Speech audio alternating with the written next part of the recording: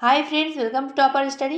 देखिए, किरण पब्लिकेशन का ये बुक निकाला गया है। बहुत ही अच्छा बुक है। अगर आप बिहार शिक्षक का एग्जाम देने वाले हैं तो आपके लिए बीपीएससी टीचर का देखिए सामाजिक विज्ञान का ये बुक है। इसमें कक्षा 6 से कक्षा 8 तक इसमें एमसीक्यू फॉर्म में एनसीईआरटी एवं एससीईआरटी से प्रश्न लिया गया है।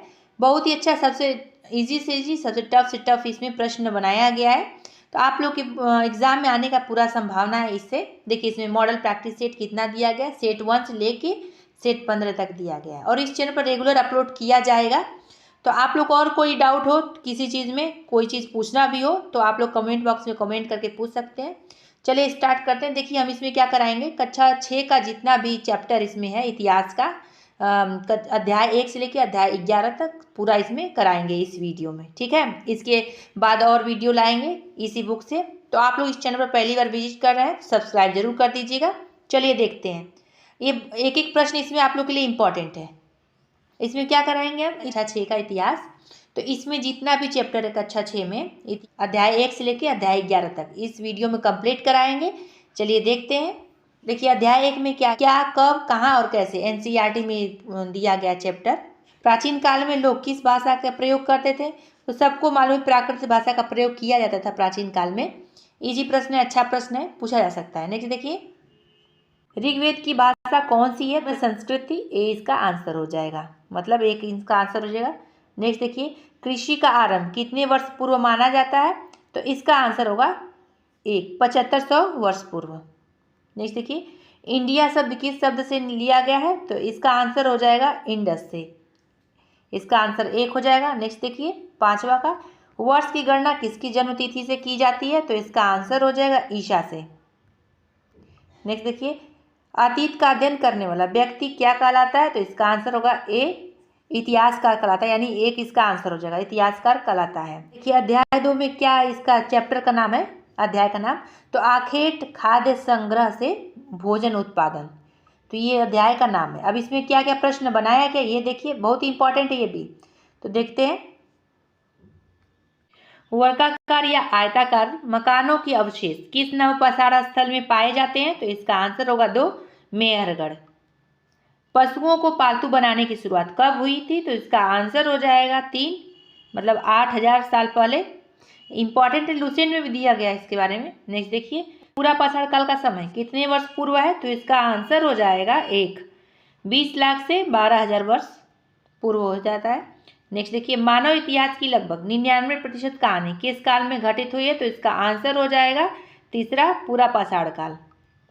नेक्स्ट देखते हैं, मेसोलिथिक या मध्य पाषाण युग के संबंध में निम्नलिखित कथनों पर विचार कीजिए। तो इसमें देखते हैं क्या पूछा गया है। तो नीचे दिए गए कोट में सही विकल्प चुनिए। सही विकल्प चुनना है इसमें। तो देखते हैं विकल्प में क्या दिया है। पहला दिया, इस अवधि के दौरान पत्थर के औजार को माइक्रोलिथ कहा जाता था, ये सही है। दूसरा क्या दिया विकल्प में, पत्थर के औजार आकार में बड़े थे, ये गलत है। और तीसरा विकल्प दिया कि इस अवधि के दौरान पुराने किस्म के औजार अनुपस्थित थे, ये भी गलत है। यानी इसमें बस पहला सही होगा, तो इसका आंसर हो जाएगा 3 का पहला विकल्प सही है। सही है, इतना ऐसे ऐसे देखना है, एग्जाम में भी ऐसे ही प्रश्न बनेगा। नेक्स्ट देखिए, नवपाषाण काल के औजारों के संबंध में निम्नलिखित कथनों पर विचार कीजिए। तो अब इसमें क्या दिया है देखते हैं। सही विकल्प को चुनना है इसमें, नीचे दिए गए कोड में सही विकल्प चुनिए। विकल्प में क्या क्या दिया है कि औजार पॉलिश किए हुए होते थे, और दूसरा विकल्प दिया है ओखल और मूसल का उपयोग अनाज को पीसने के लिए किया जाता था। तो इसका आंसर देख लेते हैं, इसका आंसर हो जाएगा 3, पहला और दूसरा दोनों विकल्प सही है। या नेक्स्ट देखिए, अध्याय 3 आ गया। अब अध्याय 3 में क्या है इसका नाम अध्याय का, तो आरंभिक नगर है। अब इससे भी प्रश्न आया है, देखते हैं। नवपाषाण युग के पुरास्थलों में किस प्रकार के बर्तन मिले हैं, तो इसका आंसर हो जाएगा 2, मिट्टी के बर्तन मिले हैं। और दूसरा प्रश्न इसमें है, बुर्ज होम में किस प्रकार के निवास स्थान मिले हैं, तो इसका आंसर हो जाएगा 3, यानी जमीन के नीचे। और देखिए तीसरा क्या है कि मेहरगढ़ में कपास की खेती के प्रमाण कितने वर्ष पूर्व मिले हैं, तो इसका आंसर होगा 1, 7000 वर्ष पूर्व मिले हैं। चौथा इस प्रश्न में क्या पूछा गया है, पिरामिडों में दफनाकर सुरक्षित रखे गए शवों को क्या कहा जाता था, तो इसका आंसर हो जाएगा मम्मी कहा जाता है। नेक्स्ट देखिए, हड़प्पा की नगर योजना की अनूठी विशेषताओं के बारे में निम्नलिखित कथनों पर विचार कीजिए। अब इसमें देखते हैं पूछा क्या गया है। तो नीचे दिए गए कोड में सही विकल्प का चयन करना है। सही विकल्प चयन करना है। देखते हैं विकल्प के। पहला विकल्प है कि घर सामान्य रूप से एक मंजिली होती थी, ये गलत है। और दूसरा विकल्प क्या दिया कि इनमें से अनेक शहरों में ढकी हुई नालियाँ होती थी, ये सही है, यानी इसका दूसरा विकल्प सही है। इसका आंसर हो जाएगा 2। ऐसे ही आप लोग को सॉल्व करना है एग्जाम में, ध्यान से धैर्यपूर्वक। नेक्स्ट देखिए, निम्नलिखित कथनों पर विचार कीजिए। अब इसमें दिया गया है, प्रश्न में क्या पूछा गया कि नीचे दिए कोड में सही विकल्प का चयन करना है। देखिए इसमें दिया गया तांबा ईरान से, गलत है। टीन ओमान से लाया जाता था, ये भी गलत है। सोना कर्नाटक से लाया जाता था, ये सही है। तीसरा इसमें विकल्प सही दिया गया है, यानी इसका आंसर हो जाएगा 3। केवल तीसरा आंसर इसका सही हो जाएगा। तो ऐसे ही धैर्यपूर्वक आप लोग को सॉल्व करना है एग्जाम में, टाइम मैनेज करते हुए। देखते हैं नेक्स्ट, अध्याय 4 है। अब इसमें अध्याय 4 का नाम क्या है, क्या बताती है हमें किताबों और कब्रें। तो देखते हैं सबसे पुराना वेद कौन सा है। तो इसका आंसर हो जाएगा 1, ऋग्वेद सबसे पुराना वेद है, सबको मालूम होगा, लूसेंट में भी दिया है। नेक्स्ट देखिए, ऋग्वेद में वर्णित प्रार्थनाओं को क्या कहा गया है। तो इसका आंसर हो जाएगा सूक्त कहा गया है। तीसरा प्रश्न क्या है, ऋग्वेद में किस ऋषि के सतलुज और व्यास नदियों के साथ वार्तालाप का वर्णन है। तो इसका आंसर होगा विश्वामित्र। बहुत इंपॉर्टेंट प्रश्न है ये। नेक्स्ट देखिए, चरक ने कौन सी पुस्तक लिखी है। तो इसका आंसर हो जाएगा चरक संहिता। बहुत इंपॉर्टेंट, कई बार पूछा गया है ये। नेक्स्ट देखिए, चरक ने मनुष्य के शरीर में कितनी हड्डियों का वर्णन किया है। तो इसका आंसर होगा दूसरा, 360 हड्डियों का। नेक्स्ट देखते हैं, ऋग्वैदिक काल के दौरान प्रचलित राजनीतिक व्यवस्था के बारे में निम्नलिखित कथनों पर विचार कीजिए। अब इसमें देखते हैं क्या क्या कैसे दिया गया है, प्रश्न क्या पूछा गया है। प्रश्न पूछा गया है, नीचे दिए गए कोड में सही विकल्प को चुनिए। सही विकल्प चुनना है। पहला विकल्प क्या दिया है, राजा के पास लोगों से कर एकत्र करने की शक्ति थी, गलत है। और दूसरा विकल्प दिया कि राजा का पुत्र स्वाभाविक रूप से राजा का उत्तराधिकारी होता था, गलत है, उस टाइम ऐसा नहीं होता था। तो इसका आंसर हो जाएगा चौथा, यानी उपर्युक्त में से कोई भी सही नहीं है। नेक्स्ट देखिए, चरक संहिता के बारे में निम्नलिखित कथनों पर विचार कीजिए। अब इसमें पूछा गया है कि नीचे दिए कोड में से सही विकल्प का चयन कीजिए। सही विकल्प चुनना है। देखते हैं, इसकी रचना प्रसिद्ध चिकित्सक चरक ने की थी। पहला हो गया ऑप्शन सही है। दूसरा विकल्प है कि वह बताते हैं कि मानव शरीर में 360 हड्डियां होती हैं, ये भी सही है, यानी दोनों कथन इसका सही है। तो इसका आंसर हो जाएगा 3, यानी दोनों 1 और 2 दोनों विकल्प सही है। अब देखते हैं अध्याय 5। अध्याय 5 का नाम है राज्य, राजा और एक प्राचीन राज्य। देखते हैं पहला प्रश्न, युद्ध क्षेत्र में राजा का सहचर कौन होता था। तो इसका आंसर होगा तीसरा, सारथी होता था। नेक्स्ट देखिए, महाजनपदों का उदय कब हुआ था। तो इसका आंसर हो जाएगा 700 से 600 ईसा पूर्व महाजनपदों का उदय हुआ था। नेक्स्ट देखिए, मगध की प्रारंभिक राजधानी कौन सी थी, कई बार पूछा गया। तो इसका आंसर होगा 4, राजगृह थी, पूछा गया ये। अजात शत्रु कहाँ का शासक था। तो इसका आंसर हो जाएगा मगध का शासक था, ये भी पूछा गया है। मगध साम्राज्य की स्थापना किसने की थी। तो इसका आंसर हो जाएगा बिंबिसार ने की थी, ये भी इंपॉर्टेंट है। नेक्स्ट देखिए, बाद के वैदिक काल की सामाजिक स्थिति के बारे में निम्नलिखित कथनों पर विचार कीजिए। अब इसमें प्रश्न क्या पूछा गया कि नीचे दिए कोड में सही विकल्प को चुनिए। सही विकल्प चुनना है। देखते हैं विकल्प क्या दिया है, महिलाओं और शूद्रों दोनों को वेदों का अध्ययन करने की अनुमति नहीं थी। और दूसरा क्या विकल्प दिया है कि वर्ण व्यवस्था जन्म के आधार पर तय की जाती थी। अब इसका आंसर हो जाएगा छठे का तीसरा, यानी दोनों, पहला और दूसरा दोनों विकल्प सही है। अब देखते हैं नेक्स्ट। नेक्स्ट देखिए अध्याय 6। अध्याय 6 का नाम क्या है। तो नए प्रश्न एवं नए विचार। अब देखते हैं, इससे भी प्रश्न आता है, बौद्ध धर्म के संस्थापक कौन थे। तो सबको मालूम होगा, कई बार पूछा गया। तो इसका आंसर होगा 2, सिद्धार्थ थे। नेक्स्ट देखिए, महात्मा बुद्ध ने अपना पहला उपदेश कहाँ दिया था। तो इसका आंसर हो जाएगा सारनाथ में, इसका आंसर पहला हो जाएगा, ये भी कई बार पूछा गया। नेक्स्ट देखिए, संस्कृत भाषा के व्याकरण की रचना करने वाला महान विद्वान कौन थे। तो इसका आंसर होगा पाणिनि थे, ये भी इंपॉर्टेंट है, पूछा गया है। नेक्स्ट देखिए, जैन धर्म की शिक्षाएं कहाँ लिखी गई थी। तो इसका आंसर होगा वल्लभी में लिखी गई थी। नेक्स्ट, जैन धर्म का मुख्य महाव्रत कौन सा था। तो इसका आंसर होगा 4, ब्रह्मचर्य था। पाणिनि के संबंध में निम्नलिखित कथनों पर विचार कीजिए। अब इसमें क्या पूछा गया है, नीचे दिए कोड में सही विकल्प का चयन करें। सही विकल्प को चुनना है। देखते हैं विकल्प में क्या है कि उन्होंने संस्कृत के लिए व्याकरण तैयार किया था, तो सही है। और उन्होंने एक विशेष क्रम में स्वर और व्यंजन की व्यवस्था की थी, ये भी सही है। तो इसका आंसर हो जाएगा छठे का तीसरा, पहला और दूसरा दोनों सही है। नेक्स्ट देखिए, बौद्ध संघ के संबंध में निम्नलिखित कथनों पर विचार कीजिए। अब विकल्प में क्या पूछा गया है कि नीचे दिए कोड में सही विकल्प का चयन करें। सही विकल्प में देखते हैं, बौद्ध धर्म के नियमों का उल्लेख सुत्त पिटक में किया गया, ये भी सही है। और पुरुष और महिला दोनों के लिए अलग अलग शाखाएं थी, ये भी सही है। तो इसका आंसर हो जाएगा 3, यानी पहला और दूसरा दोनों सही है। तो इसमें से प्रश्न बहुत बार बनाया गया, तो आप लोग इसको देखिएगा कि अध्याय 7 अशोक, अशोक के बारे में बताया गया। अध्याय 7 का नाम है कि अशोक एक अनोखा सम्राट जिसने युद्ध का त्याग किया। देखते हैं क्या पूछा गया है। अशोक ने युद्ध नीति को किस युद्ध के बाद त्याग दिया था? तो इसका आंसर होगा पहला, कलिंग युद्ध के बाद। इंपॉर्टेंट है, पूछा गया प्रश्न। नेक्स्ट देखिए, मौर्य वंश का संस्थापक कौन था? तो इसका आंसर हो जाएगा चंद्रगुप्त मौर्य, ये भी कई बार पूछा गया है। नेक्स्ट देखिए, अशोक के राजा बनने के कितने वर्ष बाद कलिंग युद्ध हुआ था? तो इसका आंसर हो जाएगा 8 वर्ष बाद। इसका आंसर 4 हो जाएगा, बहुत इंपॉर्टेंट है। नेक्स्ट देखिए, अशोक के अधिकांश शिलालेख किस भाषा में थे?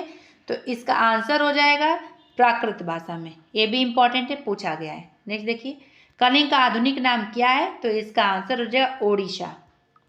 नेक्स्ट, मौर्य काल के महत्वपूर्ण शहरों के बारे में निम्नलिखित कथनों पर विचार कीजिए। देखते हैं क्या पूछा गया है कि नीचे दिए गए कोड में विकल्प को चयन करना है।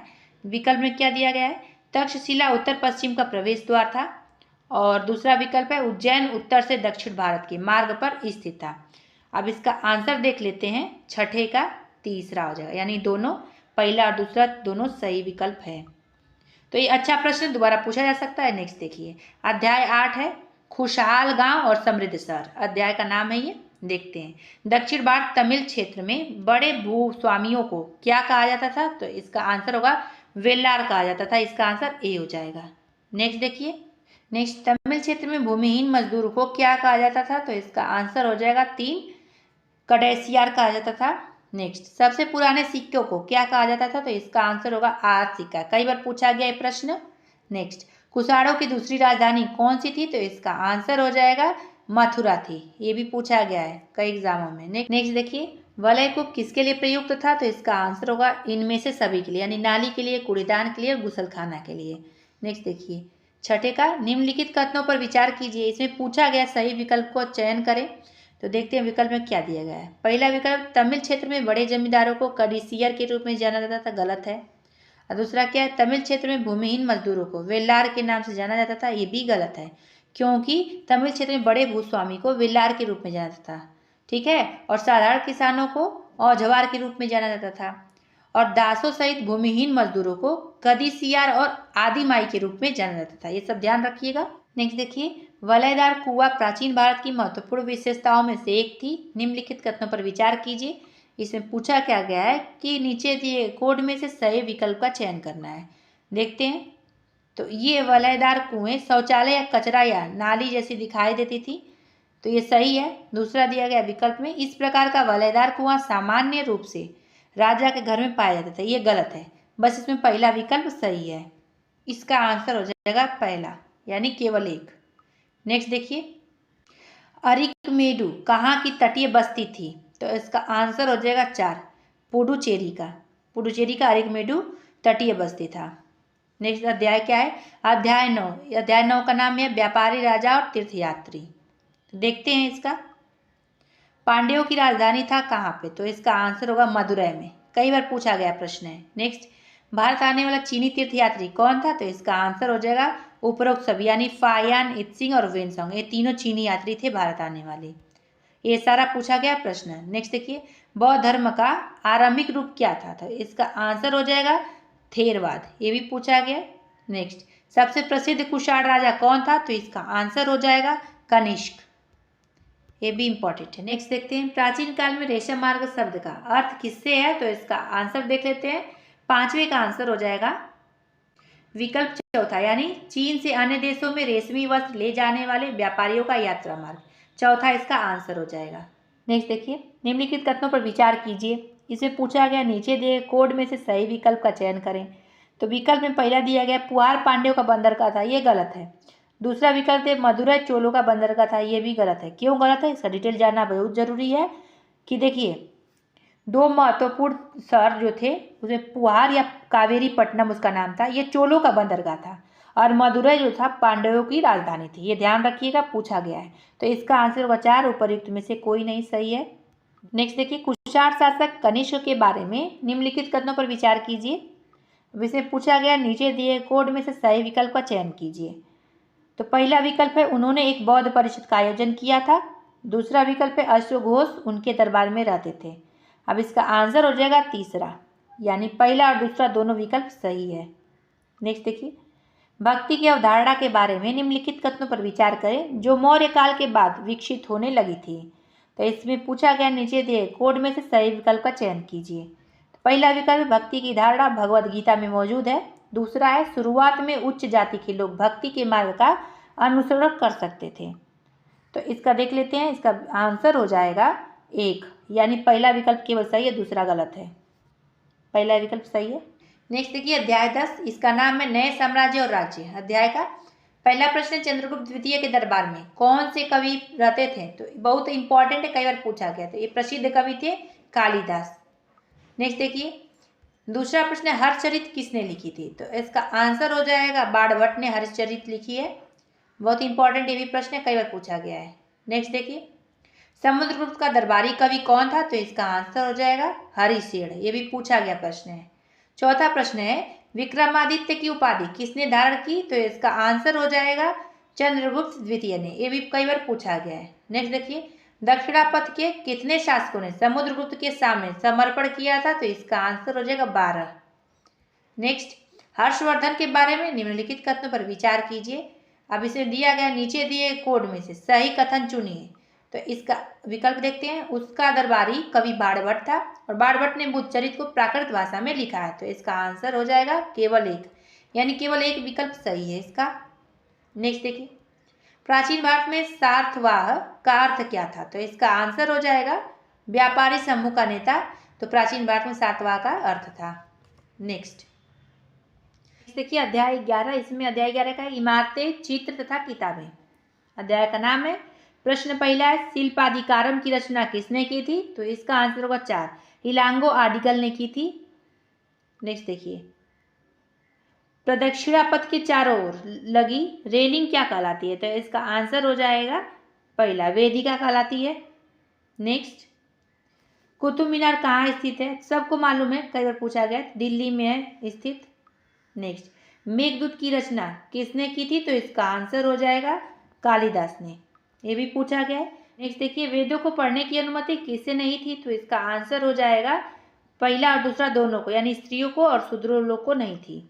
नेक्स्ट, प्रसिद्ध तमिल महाकाव्य मणिक मेकलई किसके द्वारा रचित थी? तो इसका आंसर हो जाएगा सत्यनार के द्वारा रचित है।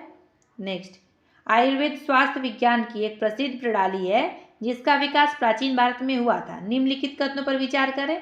तो इसका आंसर कौन सा हो जाएगा? देखते इसमें पूछा गया, सही विकल्प का चयन करें। चरक और सुश्रुत आयुर्वेद के प्रसिद्ध चिकित्सक, सही है पहला विकल्प। दूसरा विकल्प है सुश्रुत ने सर्जिकल विधियों का विस्तृत वर्णन किया, ये भी सही है। तो इसका आंसर हो जाएगा तीसरा, पहला और दूसरा दोनों सही विकल्प है। नेक्स्ट देखिए, तो फ्रेंड्स यहीं पे वीडियो समाप्त होता है। तो आप लोग इस चैनल पर पहली बार विजिट कर सब्सक्राइब जरूर कर दीजिएगा। फिर मिलेंगे अगले वीडियो में अगले टॉपिक के साथ। वीडियो देखने के लिए धन्यवाद।